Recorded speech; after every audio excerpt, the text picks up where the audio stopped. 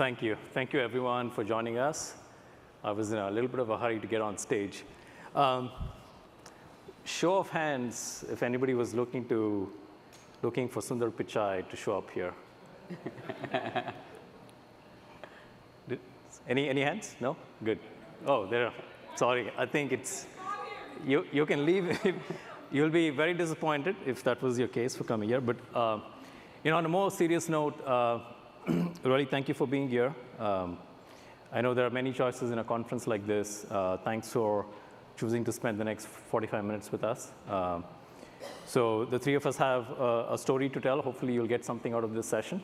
With that, I'd like to welcome Chris Lee from KeyBank and Anup Vethet from Google Cloud. Gentlemen, introduce yourself. Thanks, Sudhar. Yeah, good afternoon, everybody.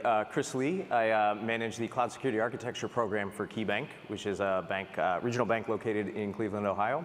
And as Sundar mentioned, kind of give you a little bit about our journey today, partnering with these two from a Google and Palo perspective. Good afternoon. Anup Vethet.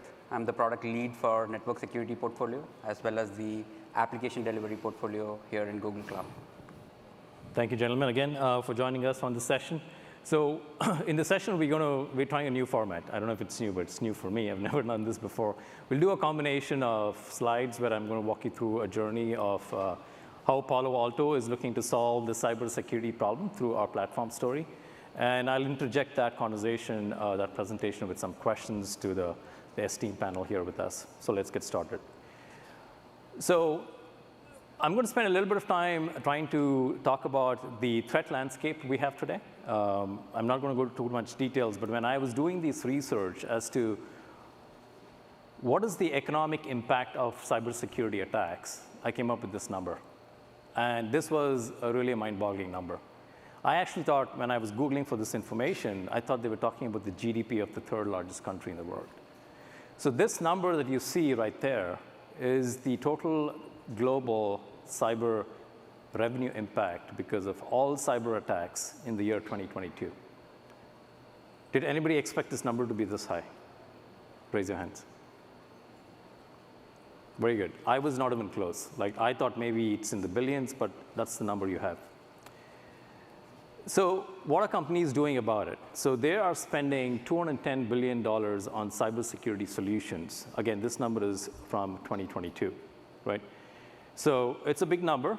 I think it's not big enough. And the way I concluded on that is if you take 210 billion against 7 trillion, that's the spend of 3%. So if you were to look at security as an insurance, I'm not saying it's an insurance, but let's just suppose,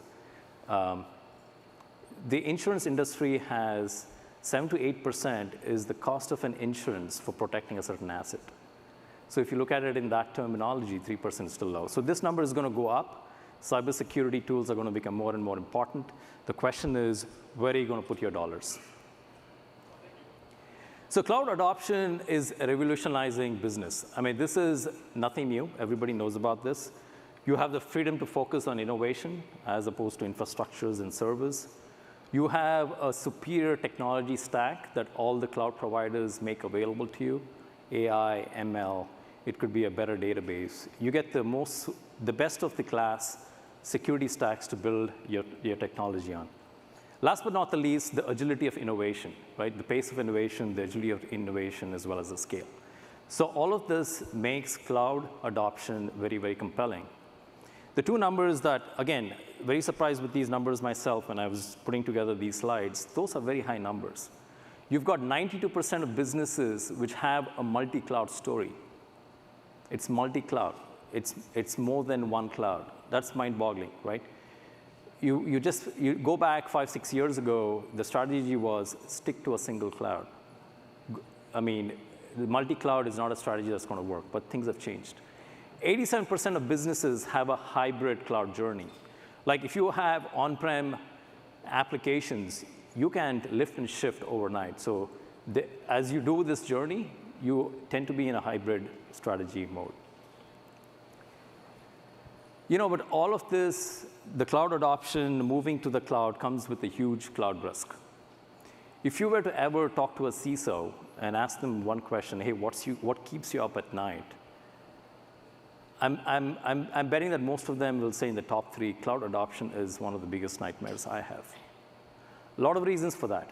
We talked about agility. We talked about pace of innovation. With all this agility and everybody running with breakneck speed comes the loss of control. No longer do you have network administrators, IT administrators who built the ring fence and the firewalls and the moat around the data centers. That doesn't happen anymore. You have to now talk to DevOps, DevSecOps. You need to talk to the cloud security persona. So because of these things, there are a lot of moving parts, and security is getting a little out of hand, and you have to think about security very differently. 45% of organizations have suffered cloud-based data breach. It's a data breach. I'm not saying 45% have been hacked. They've been hacked, and they've lost the data. That's the problem.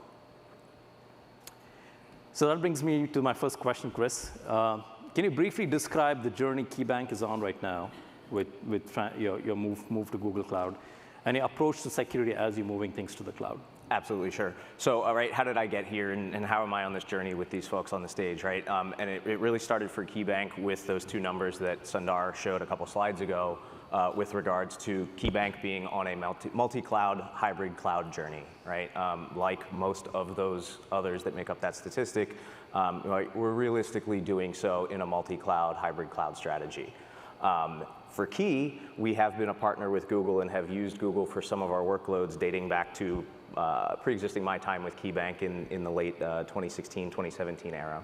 But in January of 2022, Key made an announcement and a partnership with Google in which we committed to essentially exit our primary data centers, and that over the next 3 to 5 years, we'll be moving the bulk of our workloads into Google Cloud, right? And they'll become our primary cloud service provider. So we've started that journey. We're about 20 months in right now, and I think from some of the lessons and some of the work we've done with the Palo and the Google team, Sundar alluded to, right, there's a couple methodologies for moving to cloud. Mm-hmm. Some are a lift and shift methodology, right? I'm gonna just virtualize and rehost everything that I have. And then there's obviously a strong desire, especially when it comes to unlocking the performance of the capability and the power of cloud, to say, what is my cloud native approach, right? What is my new methodology? How am I going to shift this left? So we're now in an organization in a scenario where we are looking at both of these, right? And saying, when does it make sense to just keep things as they are, lift and shift? When does it make sense to move them into a cloud native model? And from a holistic perspective, and you'll touch on this a little bit later, you can kind of see, right, there's a subset of these domains, but we're really looking at security holistically, right? It's not enough to say, well, what does it mean that the infrastructure is now hosted in Google? What does that mean from a NetSec perspective, right? It really does have to do with application security. That shift left strategy really also brings you forward in terms of, now I'm doing this protection at an AppSec layer, not necessarily just relying on in-time, real-time at the NetSec layer. And then, again, all of the others that you could think of, right, the usual suspects along data security and IAM. So for us, this is really a holistic approach in which the organization is looking to do this, and we're trying to do so in a manner from both sides of that lift and shift left culture, which means that we've got to tackle and have approaches for all of these domains, for both methods. Thank you, Chris. And I think we've talked about this, right, when we talk about network security. We're not protecting the network. There's no such thing as protecting the network, right? What are you protecting? Your switches, your servers, your Ethernet cables. You're actually protecting the applications. You just happen to be looking in the network for people who want to geek out layer 3, layer 4, whatever you have it. But network security is still application security. So thank you for that, Chris. Sure. I'm going to still sit. I'll sit and since you have the next question. So Anup, again, thanks for being here. I know you had a very busy schedule with the launch of, congratulations on the launch of a couple of your services. I won't steal your thunder. So you lead product for network security for Google Cloud.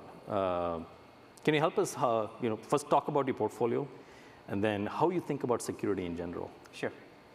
Thanks, Sundar. So we have a pretty broad portfolio within the network security domain, and I'm going to speak to you about a few of them today. Let's start with the foundational services. Cloud DNS, it's a massively scalable, low latency DNS service for both public as well as private. It has built-in DDoS protection for DNS as well as DNSSEC for securing the zones. Then comes Cloud NAT that keeps your network private and also provides security for the egress traffic going into the internet, and more recently across networks as well. Next, let's speak about Cloud Armor. This is our web application firewall and DDoS protection services for applications that are exposed to the internet, global applications. It protects against the known attacks like SQL injection and cross-site scripting and more in that domain. And it also supports ML-based adaptive protection that protects our customers from the largest known DDoS attacks that have happened in the past. And then next, let's speak about some of the network services that provide security for the infrastructure layer. Secure Web Proxy is something that we launched about 6 to 9 months back. That is an explicit proxy providing security as well as web traffic inspection for egress traffic. And this egress traffic can be out into the internet or between networks, doesn't matter. Next, let's speak about Cloud Firewall. Cloud Firewall is again a cloud native service. As of yesterday, it was restricted to the stateful network-based policies, domain-based policies, FQDN-based policies, geo-based policies. But at this show, we have announced a major expansion of Cloud Firewall to Cloud NGFW with inline protection powered by Palo Alto network services. We'll speak more about that in a bit. And then the last thing that I wanted to touch upon from our portfolio is yet another new service that we introduced, Network Service Integration Manager. We know that our needs of our customers are diverse. So there are many of you who value the consistency of operations between your on-prem multi-cloud estates. And if you want a consistency of network stack across these environments, you would like to bring your own appliance-based firewalls. With Network Service Integration Manager, we have an ecosystem of partners where Palo Alto is one of the partners. We provide policy-based insertion of the traffic to your appliance-based NGFW with 0 network configuration changes. And last but not the least, this product also provides simplified operations with SaaS-like consumption for that VM-based firewalls. Going to the second question that Sundar asked me, how do we look at security? We feel like as customers move to the cloud, security should no longer be a bolt-on. It should be built into the network fabric. It should scale seamlessly as our customers expand their footprint on the cloud. And so it may not be the right decision to just replicate your on-prem architectures in the cloud. We also understand and appreciate that security is a best of breed market and our customers have choice. And so the way we are looking at network security is to make sure that through a combination of organic development and with the partnerships with the industry leaders like Palo Alto, we provide a portfolio that matches the requirement from the market. Thank you. You know, when you were talking about bolted on and not built in, what was that? So the network should... No. Is that copyrighted? Can I use that? Sure, Bolted you on, can. but not built in. That's a good one. You know, talking about copyrights, you know, when you call your product Google Cloud NGFW, for the longest time I thought NGFW is a copyrighted term or trademarked by Palo Alto. I sent an email to my legal team and said, nope, we haven't done that. Too late to do it. Anyway, congratulations on the launch of Google Cloud NGFW as well as Network Service Integration Manager. Both of them are really great products. So the next section, I think we want to cover a little bit about the platform story. So this is a big deal for us at Palo Alto, and I'll tell you why. This is why. 75 is the reason why. So 75 is the average number of point solutions for cybersecurity an average enterprise has. Just think of that, 75 point solutions to solve cybercrime, cyber attacks. It's huge. I can vouch for this myself because I was working for one of the biggest SaaS companies in the world. You can look up my LinkedIn, you'll know it. But I was doing detection and response, and one day my CISO comes to me and says, hey, we're blowing our budget with licensing fees. Can you and your team go to an inventory of products we use? We came up with 83. Out of the 83, we had 6 of the tools that nobody had ever logged in the past 6 months. You can just guess how that meeting went, a lot of F-bombs, nobody got fired, but that's a lot. And again, when I Googled for cybersecurity categories, vendors, and products, this is what I got. This was the least overwhelming of all the pictures, and I took it from berkeley.edu. If you just look at this, I mean, there are 16 categories. Believe me, there are a lot more. There are 25 to 30 vendors of products within each category. There are 3,500 cybersecurity companies in US alone. Chris, I know we've talked about this and we've had a lot of jokes on this. Can you tell us a little bit about your experience with this proliferation of security tools, either in KeyBank or in the past work? Absolutely, and actually just for reference, I was in a session earlier today talking that referenced tool sprawl, right, in a very similar manner, and that same thing, right, a number in the 70s, 80s just keeps coming up. So from my perspective, and as we've worked through this from KeyBank, the best part about cloud and the proliferation of this, right, is the fact that there are point solutions, and that if you have a need, right, there's most likely a or many tools that can solve that solution, or solve that problem for you. But when you think about it from the challenge perspective, right, it's great to have these tools. It's great to say, hey, I know that I can account for and shine a light on every aspect of the domains that we referenced earlier. But in reality, right, when you look at those challenges, we're already talking about this lift and shift in this cloud native approach, right? And we've got 2 different approaches for 2 different domains. Well, now tack on top of that within the same staff footprint, because unfortunately, many organizations, we just don't have the ability to grow and scale, 2x, 3x to account for this. We end up with a challenge of tool fatigue, right? And really just ending up with tool salad. We'll enable these things, we'll purchase these things, to your point, right? They come at a cost. And they may be great tools, they may be great relationships to have and vendors to work with, but that scaling out, right, is a big challenge for us. The skill building that it requires is a big challenge for us. And when you think about the deep integration and you talk about cohesion of your platforms, every time we add another vendor, every time we add another solution, right, the level of automation or integration that you'd like, or that you'd like to see as you move to that shift left model, or right, the depth of the capability of those tools, right? Some of them do a great job at providing you insights or doing the functions that you need, but they're not all maybe mature from an automation or a deep integration standpoint. So this is just something that, again, personally, I know we've lived and breathed for quite some time as we talk about how do we staff this, how do we put the appropriate tools in, because we need the visibility, right? We're also not able to just say, it's too many tools, I don't want to do this. So it's definitely a unique challenge and something that I know we absolutely live with. Awesome. Thank you, Chris. I still remember the first time we were just rehearsing these slides. When I showed this slide, I remember Anoop going, wow, right? I mean, we are in this industry, and even now, I can't believe that 75 was the average number of tools. So what's the problem? Choice is good, but not in this case. Not this much of choice, right? One of the reasons why I shop in Costco, right? So I think Chris alluded to a lot of these reasons. Complexity and integration, skills and training, alert fatigue. All of these are very valid reasons, and I've lived through them in the company I worked for in the past. And it's good to see that it resonates with you as well. And it's a problem not just seen by me, but many others. The biggest problem with tool proliferation is you don't know your security posture. When you have 80, 90 tools, if somebody says, can you give me your security posture, pick your framework. NIST CSF framework, MITRE ATT&CK framework, you will not be able to hang your hat on, this is my security posture when you have this many tools.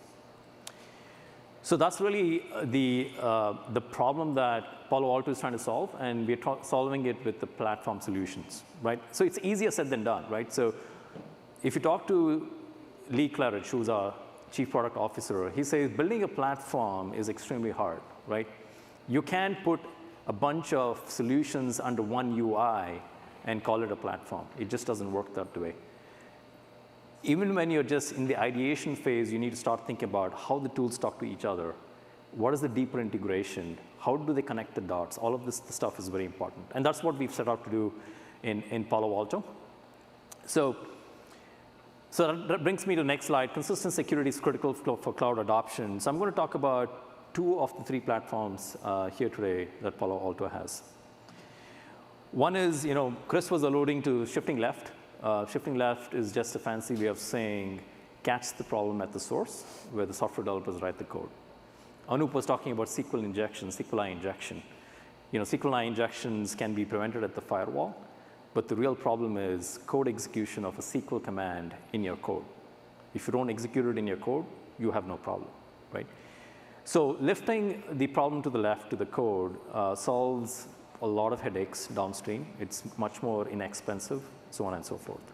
So we have a platform called Prisma Cloud. I won't go deep into it. It covers the tools cover the coding phase, the building phase, the deploy and runtime environment, right? Along with the code, build, deploy, and run, you also need network security, for which we have the network security platform. We also call it Palo Alto Strata, which has network security firewalls as well as the SASE. So in this, it's very important. Most of the attacks that happen today, the attackers are leveraging existing vulnerabilities. We all talk about zero-day unknown vulnerabilities, the next new thing that nobody knows about. No. If you see, a vast majority of attacks are happening on stuff that was discovered ages ago, days, hours, months, even years ago. Log4j, we talked about Log4j as a common example. It was not a new vulnerability. It's been around for the longest time. Every company is like on a treadmill trying to patch these vulnerabilities, and everybody knows, everybody has thousands of vulnerabilities still out there that they have not patched. If you want to protect yourself against that, you need firewalls, hardware firewalls, software firewalls, you need network security. And I won't go deep into the transformation. Everybody knows the traditional applications, lift and shift, born in the cloud applications. No matter what your journey is, whether it's a traditional data center, virtualized data center, or multi-cloud or hybrid, the solution is the same. I'm going to switch a little bit to network security. We're going to deep dive a little bit into network security today because both Anup and myself, we own those portfolios in our respective companies. So that's the only thing we can talk about. So Anup, the next question is to you. You heard Chris and I talk about some of these challenges, right? Enough of challenges, we know it. Can you talk about some of the solutions that you've thought about and your team has thought about? Sure, Sundar. So I completely agree with many of the challenges that both yourself and Chris presented. So I'm not going to reiterate. So let me start with a couple of stats, right, that form the basis of how we approached this from the network security side in Google. 2022 was the year of malwares and predominantly ransomwares. On an average, there were 500 million new malware variants that were discovered on a daily basis last year. Okay? Can we say that again? 500 million variants every day? Malware variants on a daily basis. 500 million? Yes. And the second stat that I wanted to share with you was the 45% of enterprises have been breached, the stat that Sundar shared. Most of those breaches were triggered because of misconfigurations in the cloud. So with some of these stats, we looked into what should the strategy for network security be. And fortunately, our vision aligns pretty well with what Sundar projected, a platform-centric approach to network security. And this platform needs to have, I'll speak about the top 3 capabilities that we feel this platform needs to have. Firstly, it needs to have preventive shift left posture controls that ensure that there is zero drift from the intent.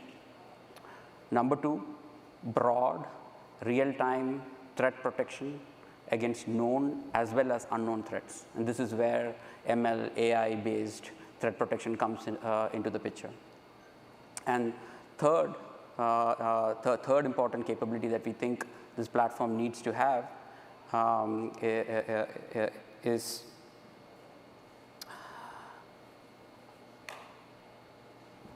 blanking out a bit here. Yeah, and the third capability that we think this platform needs to have is it should be open, programmable, and needs to make sure that it is tightly integrated with the SOC tools so that you have ease of operations as well as automated remediation against alarms and threats. So that's basically, in a nutshell, what the strategy for NetSec in Google Cloud is. That's awesome. Thank you, Anup. So, do we need Hopper firewalls? I honestly don't know why I put this slide on there. It was too late to take it out, so now I have to deal with it. No, jokes apart, I know why I put it in there. So two reasons. One is, again, there are stories out there with a lot of these tools who call themselves CSPMs, CNAPs, CWP. Don't ask me what those acronyms mean. Some of you know it better than I do. But these are all the modern day tools that make you believe that network security and firewall is old school. Believe me, it's not. And I've explained it very clearly. If you have outbound connections that you need to take care of, it could be virtual desktop infrastructure in the cloud. It could be IT workloads, or it could be corporate workloads. Corporate workloads being database servers, web servers, stuff that people connect to versus traffic going out. So in any one of those, for example, if you have a web server running, it needs to do an out call for a number of reasons. You need to get patches, you need to talk to third-party APIs. If you have an IT workload, it's pretty simple. We are all on our desktops, virtual or physical, browsing all kinds of stuff, outbound connections, command and control, so you need to protect that. I alluded earlier to unknown and known vulnerabilities that are not patched. You need a firewall to protect you against those. And if you want to reduce the blast radius, let's say somebody got into this stuff, they've hacked into a system. If you want to reduce the blast radius, that's when you have to manage your lateral east-west traffic as well, so that internal server A, which is compromised, doesn't talk to internal server B, so you still have to inspect what we call the east-west traffic. So all of these are reasons why you'll still need a firewall. I say software firewall here because we're talking about the cloud workloads. If you still have questions right after this session, I'll be standing right there and we can talk. The second reason is really the main reason for this slide. So if you don't believe a software firewall is necessary, please, I'm all ears. Chris, that brings us to the next question. Discuss the network security journey more in depth. You know, you touched upon your journey a little bit earlier, but we didn't go deep into the network security. And how KeyBank has leveraged this partnership, the things that Google Cloud and Palo Alto have worked together on. Sure, yeah, absolutely, right. And as a light touch first, as we just talked about some of those challenges, and you both referenced some of the ideology behind Palo and the solutions that it provides, right, just to give you a little bit of a resolution on that topic, you know, we really started from the idea of if we work from a lift and shift workload perspective, and we look at what does it mean to do real-time detection and real-time understanding of, right, vulnerable infrastructure or infrastructure misconfigurations, we started from a posture of Prisma Cloud, right? And we can say, okay, now we know what does our environment look like from an infrastructure perspective. And then kind of in that shift left mindset and that idea of tool cohesion and right, a shared set of tooling, we look at those policy sets that were effectively developed and curated for our Prisma Cloud environment and said, hey, we want parity with that, but we want to shift it left for our modern apps into our pipeline. So we ultimately turned around and said, right, with Prisma Code, we're going to plug these policy sets in. We're going to create parity with what we want from a cloud configuration perspective. And we ultimately created that in our CI/CD pipelines. And we've said, okay, now I'm not even going to get into the real-time detection, right? I don't want Prisma Cloud to even tell me that it's out there, because that means it's already out there, it's already vulnerable, right? It's already misconfigured. I'm going to detect this in my policy set inside of Prisma Code, and ultimately, for those modern applications, especially, or anything that uses a pipeline, I'm going to turn around and say, you know what, I'm going to fail this build, and you're not even going to be permitted to do so. Nice. Right, so you're not even going to get it in the environment, and I should see that alert trend tick down. And I think it's just important to marry that with for lift and shift, where we now don't necessarily have that pipeline. Again, that's going to be important to just realize that that's why cloud and code for us kind of, right, they balance out both sides. I think diving deeper into the network security side of this piece, There were some comments that Anoop made referencing some of the features and capabilities that Google has announced in partnership with Palo.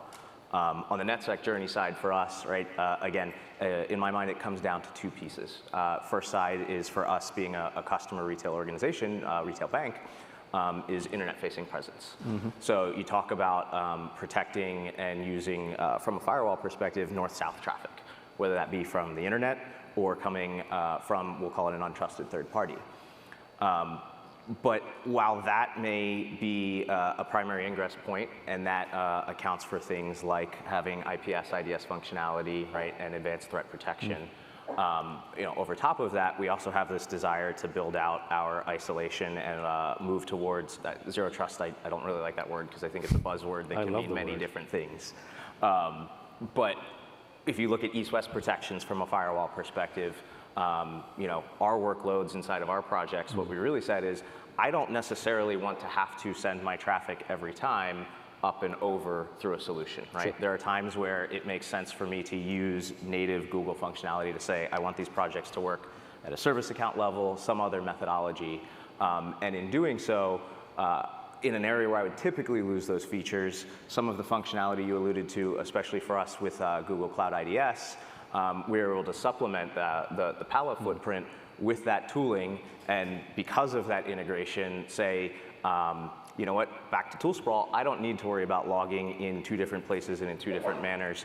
My Cloud IDS logs in the content that I'm mirroring, I'm going to send into Cortex directly. That's awesome. All in one place from a single pane of glass, look at my IDS for east-west from a Google perspective, as well as my Palo north-south. That's amazing. That's the power of connecting the dots. And I didn't know you don't like zero trust. I love that word. I think it's a loaded word. It's zero trust. It's no implied trust. All right, so really quick, I think the only salesy slide I have on Palo Alto. I had to get the Google approval to put this on there. So let's talk a little bit about, best-in-class network security is something we are really proud of in Palo Alto. These are things that we have developed over many years, even decades, and we take best-in-class really seriously. So if you look at any quadrant, Magic Quadrant, any quadrant, we try to be number one in all of them, and we take that very seriously. So a couple of things I want to talk about here. We'll be up for the fight. Sure. So what I want us to focus here is on the different form factors. The form factors are very important when you're in the cloud. Some people want the flexibility and the control, for which we have the VM series, which is the virtual series of firewalls. If you have containerized applications and you had a firewall, and you need a firewall which works very closely with your containers, you have the containerized version of the firewall. Let's say you want to outsource all of the management of the firewalls. Even if it's virtual, you still have some management to do with scaling and bandwidth and things like that. If you want to outsource all of that problem, let's say you have a very small DevOps shop or a SecOps shops, you have one person. You really can't do much with one person. That's when you go with a managed firewall service, for which we have the Cloud NGFW. The Google Cloud NGFW is one of the versions. We've got a version in every major cloud provider, AWS, Azure, and OCI. Also have their own versions of cloud service providers. The crux of this slide is those 9 icons sitting on top of the firewalls, which is the intrusion prevention, URL filtering, yada, yada, yada. We actually have 10. We call them cloud-delivered security services. This is really where the rubber meets the road. This is where the technology, the real technology of our attack prevention, our threat prevention really works. We have an amazing Unit 42 threat research team. We have the best-in-class security engineers, threat researchers. We've invested heavily on these teams to keep our security signatures up to date. We do 4.1 million unique security updates, 4.3 million, I think, unique security updates every day. That's an amazing number. So I'll end the slide by talking about the AI and ML powered. Like the SVP of my company, my boss talks about, today we are focused on telling you guys what to do, right? Even just telling you what to do when there is an attack in itself is victory. We want to go from telling you what to do to doing it for you. So the way we're going to be doing that is by enhancing and harnessing the power of AI and ML. So we're going to be an AI-first cybersecurity company, and that's going to be the focus for us in the near future. Software automation is extremely key. Like if you guys are in infrastructure as code, everything's deployed as code. We want to make sure all of our firewalls are deployed as code. The rule stack is deployed as code. Policies can be managed through code. So we've taken software automation to the next level. So if you're using Terraform, Ansible, AMD templates, CloudFormation templates, what have you, we have support for them. That's really it on this slide. And again, you have the form factors, you have all the technology stacks that we support. If there's anything missing here, please come and talk to me. We can have it on the roadmap before you know it. Consistent hybrid and multi-cloud visibility and management is the key. Imagine you have hardware firewalls in your private data centers or virtualized data centers. You have VM series, CN series, and you have cloud and GFW. Being able to manage all of these in a single place, when I say management, it's not only managing them operationally, making sure they're up and running and healthy, managing the rule stacks, managing the policies, and logging and monitoring everything that's coming out of it, alerts and logs, is extremely important that you're able to do that in a single place, a single pane of glass. And that's what's called Panorama. A newer version of Panorama is going to be launched. It's actually launched. We don't have parity between Panorama and what we call the Strata Cloud Manager. That's coming soon. But with the launch of Strata Cloud Manager, you will now have a SaaS solution in the place of Panorama. Panorama today has to be run by yourself. Chris, I know you love Panorama. You want to talk about it a little bit? Sure, yeah. I think we spent a lot of time obviously talking about the shift left culture. Just a couple slides ago, Sundar referenced again the idea of infrastructure and policy as code. Personally, I'm a big fan of that model. We've talked about how do you maintain operations and operational overhead with a static size team with the sprawl that we're now seeing as we talk about operating in a multi-cloud, multi-methodology deployment world. For us, right, that's a great narrative to tell. It's a great direction to go in. But the reality is not everything is solved as code, right? Not everything is solved in these deployment manners. And in this regard, from a networking perspective and from our networking team perspective, because we have this footprint across a multi-cloud as well as hybrid with on-premise, right, those teams are all very comfortable working within Panorama already. They're already getting a single pane of glass for all of those capabilities. Having this sprawl into the Palo Alto space that's within our Google environment, right, again, I think it's just another great way to say, areas where it doesn't make sense to, or areas where we may not be ready for automation or doing something as code, having a single pane of glass and having a single management tool to do all of those functions really does just at least save us time as we work through, again, all of the other components that we've talked about. Awesome, thank you. I've saved the last, best for the last. The partnership with Google has been incredible. Not just with the launch of the cloud and GFW, but I think Anup will take us back probably 5 years? 5 years. Way before my time, probably before your time. Before my time too. Yeah, probably you can walk us through the journey that the two companies have been, and then I guess why did you decide to partner with us? Yeah. So the cloud and GFW did not come into being with development that happened over the last 2 years, right?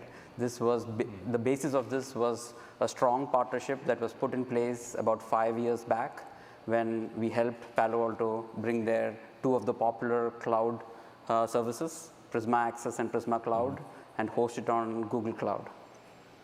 With that strong partnership in place, we decided to move ahead and build IDS, Cloud IDS, which is a network-based threat detection service that we launched in 2021. It was extremely well received and a strong proof point of what can be achieved when two strong players in the industry come together. So what we did was we decided to move forward with the inline threat protection, which is basically what we have launched at the show here, Cloud and GFW. And because of the Palo Alto's strong IP that powers the inline threat protection, the solution offers 20 times the efficacy that similar products from other cloud providers have today. Secondly, we relied on a distributed architecture. The cloud NGFW continues to be at the same scale and the operational simplicity that we have currently on the cloud firewall that is very popular today. And lastly, we are also introducing network security posture controls with this cloud NGFW. This goes back to the shift left posture control that we were speaking about earlier. With this set of controls, now you can set policies that will follow your organizational hierarchy, and will also simplify threat response for incidents that happen in your environment. So that's the level of partnership that we have launched today. So why did we decide to partner with Palo Alto? That's an easy answer. Lots of reasons. Since this partnership has worked well for both companies, the number one reason is because, again, goes back to the threat efficacy, the fidelity of threat protection, and the ongoing daily updates that Palo Alto provides helps ensure that this is like a best-of-breed solution that we can bring to the market. Unit 42 that Sundar spoke about gives extremely good insights into the new evolving threats globally. And thirdly, Palo Alto has the broadest install base for NGFW, and so the threat intelligence that we get from the global deployments that Palo Alto already has allows us to be a step ahead of the adversaries that we have to protect our customers against. This partnership has worked well for Palo Alto as well. The planet scale network that Google has, the AI, ML leadership that Google brings to the table, as well as the reliability of the Google infrastructure has helped Palo Alto improve the threat efficacy, get global reach, as well as reduce the response times. So it's a win-win situation for both companies, and it has helped us provide industry-leading solutions to the market as well. Thank you, Anup. Appreciate the partnership, and hopefully we'll do many more things. So Anup talked about, so we have this technology in Palo Alto where, so we've got 85,000 cloud tenants out there. So anytime we discover a 0-day in any one of those tenants, and we see indications of compromise for which we'll have to push out a new signature, guess what? Everybody else gets it. Obviously, you need to be subscribed to those services, but you can see the threat in any one place, and you'll get the benefit of that. That's best in class. So a couple of numbers, 224 billion network threats stopped every day. So 224 billion threats are blocked every day by Palo Alto firewalls. I think I talked about the 4.3 million, which is unique updates in security patches and signatures every day, thanks to our Unit 42 threat research team. So now back to you. So now that we've come this far, where are we headed? What are we planning on doing next? So this is just scratching the surface, right? We are super excited about the advanced threat protection as well as the wildfire capabilities that we could enable on the solution. We could also take this one step further with consistent management across Palo Alto firewalls and the Google firewall. That's just one area that we could focus on. This show, we are also we just announced cross-cloud network, where Palo Alto is a strong partner. And what we have done with Prisma Access solution as part of that partnership is allow our customers to peer the workforce traffic directly into the Prisma Access solution, negating the need for any overlay tunnels that are required for the solution. Brings in about 35% improvement in network latencies. And also the ease of operations that goes along with it is something that is very unique in the industry. So there are a lot more opportunities that AI, ML can offer us in future. And I'm betting that next year we'll be here speaking to you about the AI, ML innovations that we are currently working on. Unless you guys can convince me that software firewalls is not the future and I'll have to change my job. All right. With that, I think that's all we had. There's a couple of parting thoughts from our leaders from Palo Alto. Thank you for coming, everyone. Thank you.